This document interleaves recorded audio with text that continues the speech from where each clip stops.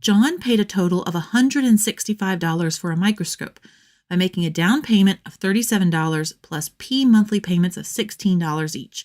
Which of the following equations represents this situation? Okay, so he has to pay off the whole microscope. At the end, he has to pay $165. How does he pay that? Well, first he pays them $37, and that's a down payment.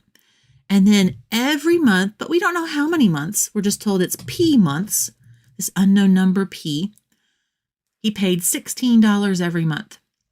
Well, if I paid $16 for 4 months, how would I find out what's the total amount I paid? I would say 16 times 4. If I paid $16 for 7 months, my total would be 16 times 7.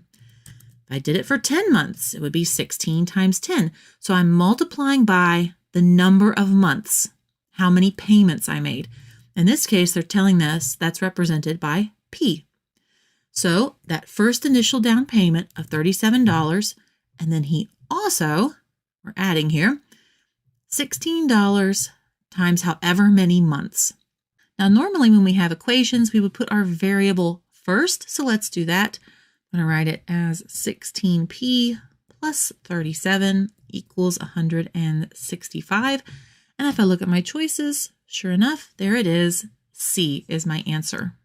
Hey guys, if this was helpful or useful in any way, please let YouTube know so I can keep helping you and others like you. Comment, like, share, subscribe, you know the drill. Also, if you're interested in practical or fun math-related items like this math clock or this hopefully humorous t-shirt, click on the links down below to check out my Spreadshop and Etsy stores. Thank you so much for stopping by. Hope you have a great day. See you later. Bye.